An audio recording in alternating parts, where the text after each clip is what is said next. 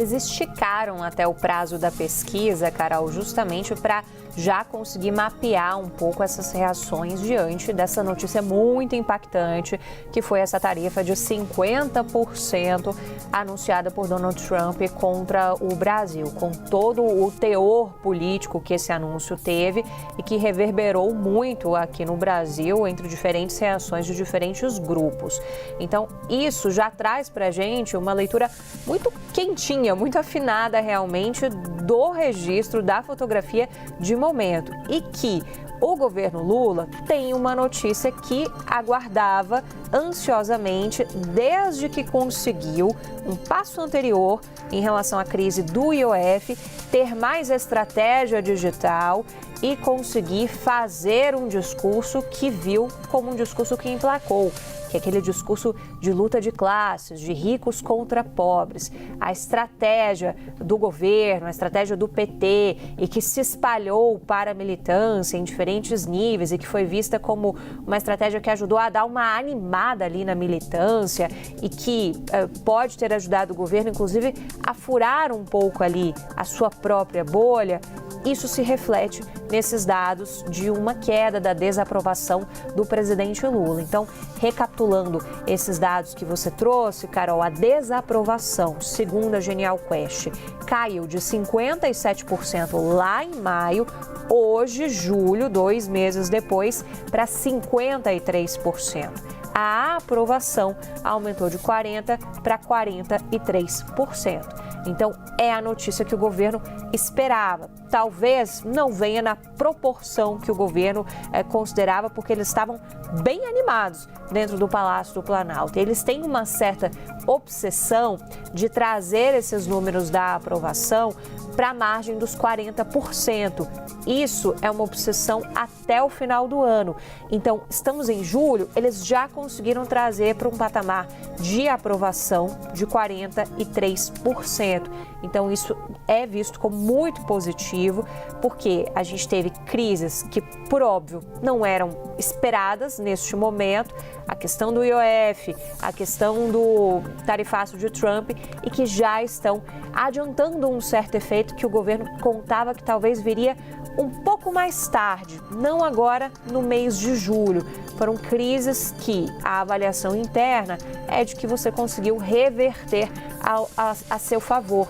Então, esses dados da Quest ajudam um pouco a aguçar essa fotografia de momento em relação ao governo. Interessante a gente pensar também o que as pessoas estão atribuindo de culpabilidade em relação a essa questão, né? Você trouxe aí para a gente o dado de que 72% dos entrevistados pela Quest dizem que o Trump está errado em impor taxas para o Brasil, isso atrelando a questão do Bolsonaro. Mas, ao mesmo tempo, a gente tem uma outra pergunta que foi feita que relaciona com os BRICS, porque o anúncio de Trump veio logo na esteira da cúpula dos BRICS aqui no Brasil, na cúpula do BRICS aqui no Brasil. E aí 55% dos entrevistados pela Quest dizem que Lula provocou Trump ao criticá-lo no BRICS. Vamos recapitular o que aconteceu naquele domingo e naquela segunda-feira no início de julho da cúpula do BRICS.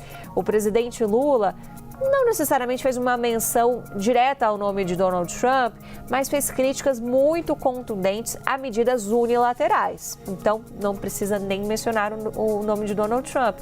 A crítica estava direcionada aos Estados Unidos, porque o governo brasileiro tem um entendimento também de que precisa fazer um fortalecimento do multilateralismo através de organismos como o BRICS. Aproveitou o momento da cúpula para enfatizar o poder daquele conceito de sul global contra essas medidas que são vistas como unilaterais de Donald Trump em relação a nós aqui no Brasil, mas nós não somos os únicos afetados, em relação a vários outros países e blocos comerciais. Vamos pensar na taxação de 30% aplicada à União Europeia, vamos pensar na ameaça de 100% contra a Rússia.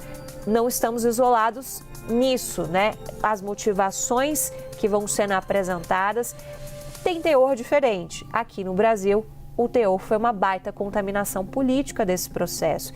Então, as perguntas também têm que vir com uma certa carga de política. E aí a gente tem uma rejeição muito grande do brasileiro a essa ideia de que Trump está errado ao impor taxas ao Brasil por causa do Bolsonaro, mas a gente também tem uma parcela dos entrevistados da Quest que chegam e atribuem ao próprio Lula, que é um discurso que o bolsonarismo está tentando fazer colar, de atribuir ao próprio Lula um efeito reverso em relação às colocações do Brasil nos BRICS. Teve uma carta que foi divulgada pelo Eduardo Bolsonaro logo depois do anúncio de Donald Trump. Uma carta ali de 2 páginas em que ele vai tecendo uma série de argumentos. O BRICS aparece nessa lista de argumentação, dizendo o seguinte: olha, no governo do meu pai não teria isso, essa expansão do BRICS.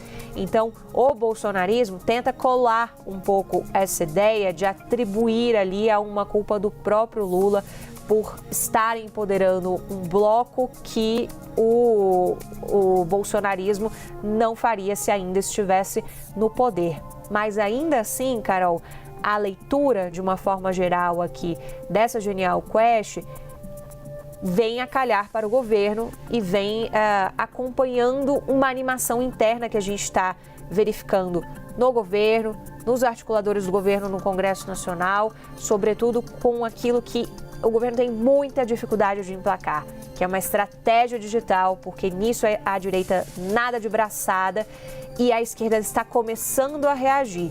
Então, pelo período que a pesquisa foi feita, surfando aí na onda da crise do IOF, nas reações e agora também em relação ao tarifaço, a pesquisa já mostra que essa reação está tendo um certo efeito, sim, para além ali daquela bolha muito exclusiva debaixo do nariz do PT.